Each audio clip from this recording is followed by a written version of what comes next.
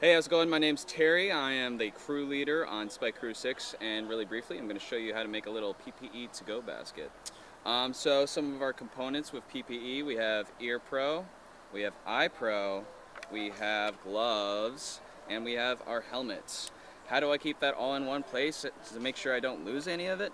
I will demonstrate. So, you got your Eye Pro here.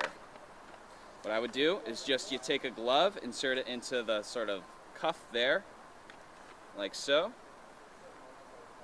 Other glove, take the cuff, put it around the other end of the Eye Pro.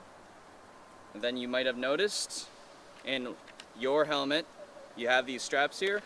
Gloves with the goggles, or I should say Eye Pro, go under there. And then you got your Ear Pro, which you can just sort of wrap around the little adjuster knob thingy. And bam, a little PPE to-go basket, so nothing gets lost.